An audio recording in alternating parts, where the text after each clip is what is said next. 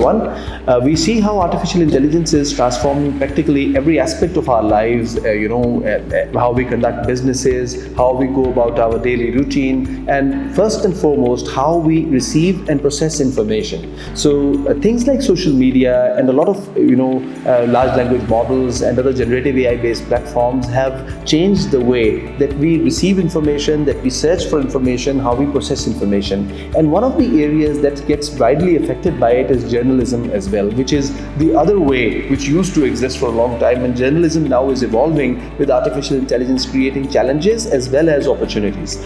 So I had this opportunity to visit the World Government Summit back in February 2025 in Dubai, and at this, nearly every forum that I was stepping into, there was some talk about artificial intelligence, be it finance, be it defense, be it global warming. In every area there was. And there was a very interesting discussion about some of the media leaders in the field of journalism in how they see artificial intelligence affecting their platforms, how they see the opportunities, and how they see the challenges emerging from this. And I think that this is very insightful for all the enthusiasts and all the people developing some sort of artificial intelligence about what sort of technologies they see affecting positively or negatively various aspects of journalism. So the speakers that you'll be listening to, I have recorded some of the glimpse of this conversation with my own camera, and you see Sir Mark Thompson, the Chief Executive Officer and the Chairman of CNN International. You see Almar, Latour, who's the Chief Executive Officer of Dow Jones. There's Andrew Sollinger, the CEO of Foreign Policy Magazine, and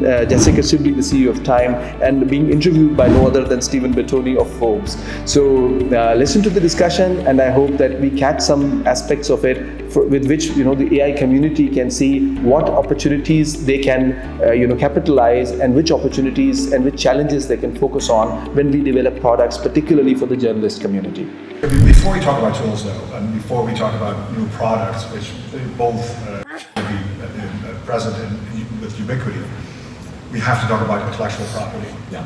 Nothing can happen unless we protect the archives that we've built, the hundreds of millions and billions of dollars that we've invested in reporting the news, accumulating expertise, and building databases, and making sure that that doesn't just get absorbed for free and we don't give that away. Yeah. So Mark's old organization is the New York Times is suing OpenAI. We did a commercial agreement with OpenAI, we're suing another company, Perplexity. It is very Perplexity too. It is original lawsuit. It is incredibly important that this gets addressed up front. Meanwhile, of course, we have to engage, and we're willingly engaging with new tools and efficiency.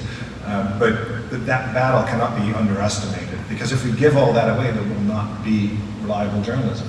So I feel very strongly about that. You mentioned that in our last panel. I mean, this seems like a bit of a replay to me of social media, where we gave away a lot of our content.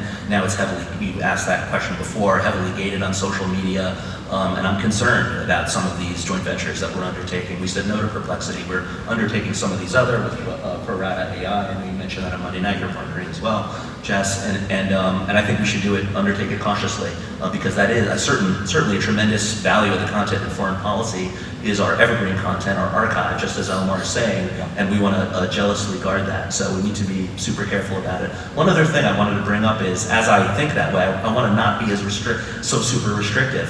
One of the drives in the business model is to build subscriptions, and that requires us putting up paywalls. We start limiting the amount of our content that goes out there in the world, the discoverability of that content, especially for a smaller niche publisher like Foreign Policy. That really matters as search traffic goes down as well. So it's a real push and pull that we have to look out for in that way. Yeah, I would just agree with everything in terms of intellectual property and how important that is. There are a lot of opportunities for us to leverage the technology and use AI for summarization, for translation, for creating audio. There's just, again, new formats and new ways to personalize our journalism, to make it more interactive, to make the experience better.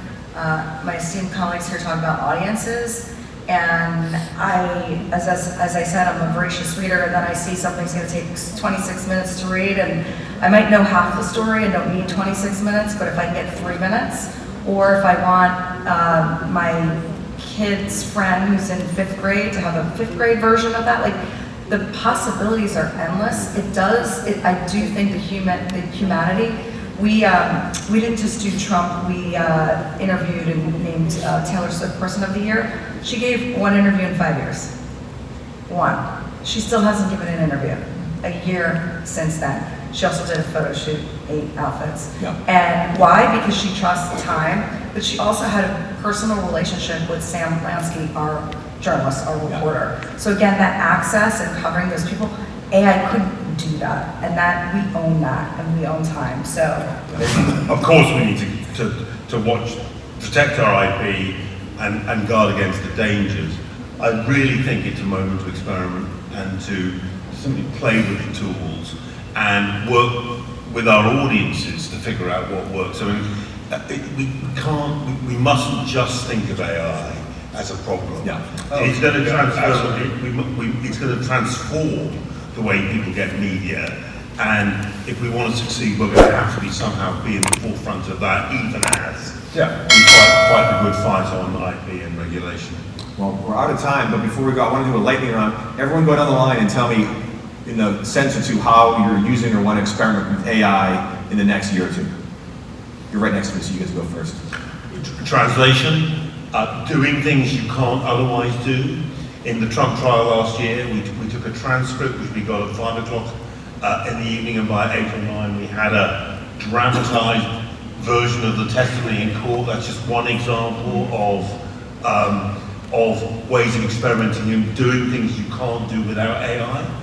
But, there's so many different things you can do. Yeah, countless ways to apply this, being an assistant to somebody's profession, going to scores of languages that we now are painstakingly trying to reach with human translators, summarization, efficiency gains, analytics products that look at complex markets like energy and the carbon pricing.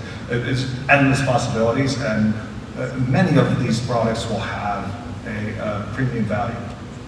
We're testing audio right now. I hope everyone's played with Notebook LM. It'll build a podcast out of any piece of content that you feed into it. It's remarkable, and I think there's a lot that we can do with that. I'll just stop there. all of the above, and then we're trying not to litigate, we're trying to negotiate and figure out ways to continue to monetize trusted, important capital J journalism. Wow. Well, thank you all. It's fascinating stuff. And thank you all for your attention. Appreciate it. So I hope you enjoyed the discussion between some of the leading journalists and some of the brilliant minds of the media leaders of today. And you see that artificial intelligence is perceived as an opportunity, while at the same time thinking about the challenge of how to retain originality, how to comply with the ethics, and maintaining the trust of the people who are your viewers, how to bring original content like the channel and the magazines do already, and which they are reputed for, and at the same time use artificial intelligence positively in order to process things in minimum time and bring reliable content to the people in the rightest way possible. So artificial intelligence, as we see, is not just perceived as a tool for automation anymore. It's actually a big technology that is a whole new frontier and a whole new area which is transforming the world, and particularly in the area of journalism, where accountability and efficiency are the cornerstones of the technology. So artificial intelligence enthusiasts can look at this discussion and they can benefit in terms of what tools they can make, which can be of use for the journalist community and a market for their own products. And the journalist community in Pakistan and abroad and all over the world can look at how the media leaders of the world are perceiving applications of artificial intelligence to improve the performance of their already leading brands, and then think about how to embrace these in your own area and improve the quality and the output of the product that you're producing with your own journalist platforms. So I hope you like the discussion, and I hope that this will bring insights that will help you refine some of your own products. Thank you.